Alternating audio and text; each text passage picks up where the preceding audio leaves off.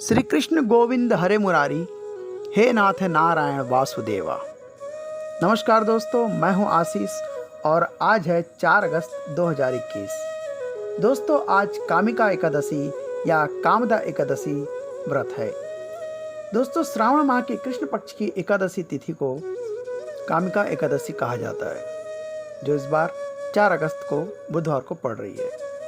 इस दिन कई लोग व्रत रखकर भगवान विष्णु की आराधना करते हैं। मान्यता है कि इस व्रत को करने से सभी पापों से मुक्ति मिल जाती है और उपासकों के कष्ट दूर होते हैं। दोस्तों, इससे पहले कि मैं आपको इस एकादशी के महात्म्य की एक कहानी सुनाऊं, कृष्ण के बालपन की एक नटखट कथा सुना रहा हूं। दोस्तों, आप सब जानते हो कि कान्हा अपने मिजाज के लिए जाने जाते थे। वो कब किस रूप में आ जाएं और उनका मूड क्या हो जाए, ये कोई नहीं जानता था। इसी तरह एक बार कान्हा ने जिद पकड़ी कि मैया, मैं तो अपना चित्र बनवाऊंगा। और इस जिद से मैया पर क्या मुसीबत आई, कथा में आपको बताता हूँ, तो ध्यान से सुनिए।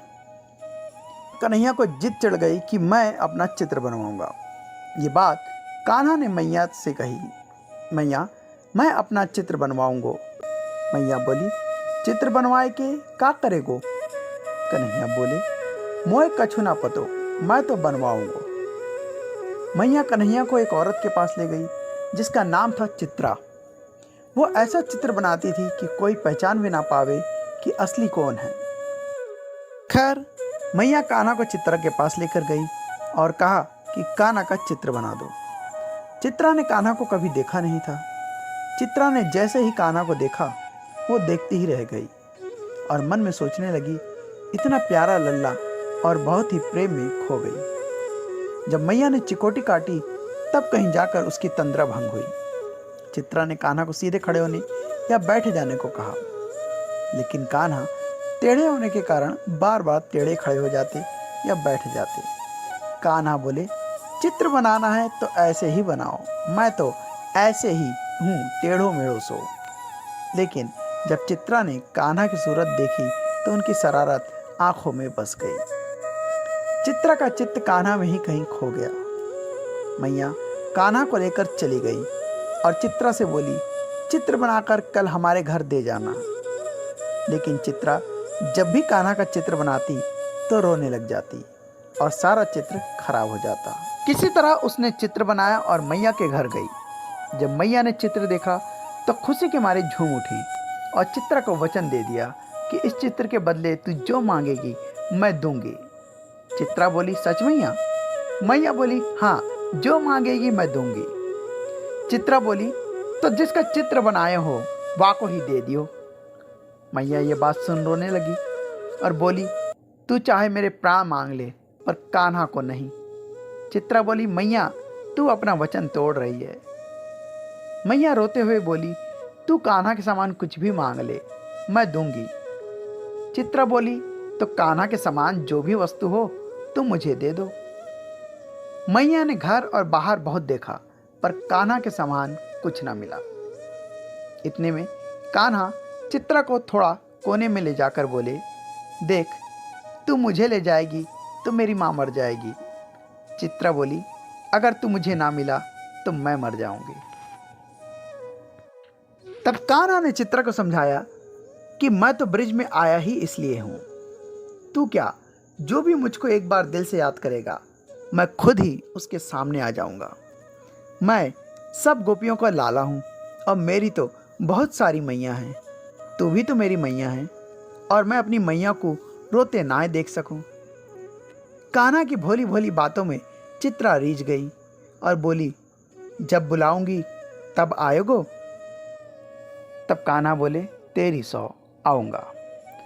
तब चित्रा खुश होकर मैया से बोली, अरे मैया, मैं तो मजाक कर रही थी, मुझे तेरा लाला नहीं चाहिए। ये सुनकर मैया की जान में जान आई।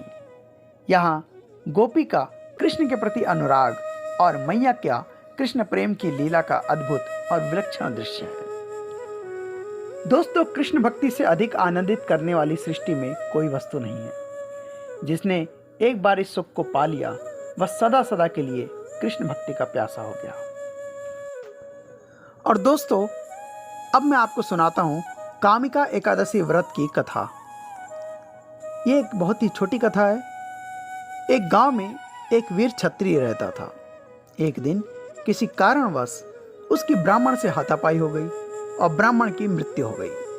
अपने हाथों मरे गए ब्राह्मण की क्रिया उस क्षत्रिय ने करनी चाहिए, परंतु पंडितों ने उसे क्रिया में शामिल होने से मना कर दिया। ब्राह्मणों ने बताया कि तुम पर ब्रह्म हत्या का दोष है, पहले प्रायश्चित कर इस पाप से मुक्त हो जाओ, तब हम तुम्हारे घर भोजन करेंगे। इस पर क्षत्रिय ने पूछा कि इस पाप से मुक्त होने का क्या उपाय है। तब ब्राह्मणों ने बताया कि श्रावण माह के कृष्ण पक्ष की एकादशी को भक्ति भाव से भगवान श्रीधर का व्रत एवं पूजन कर ब्राह्मणों को भोजन करा के दक्षिणा के साथ आशीर्वाद प्राप्त करने से इस पाप से मुक्ति मिलेगी। पंडितों के बताए हुए तरीके पर व्रत कराने वाली रात में भगवान श्रीधर ने क्षत्रिय को दर्शन देकर कहा कि तुम्हें ब्रह्म हत्या के पाप से मुक्ति मिल गई है।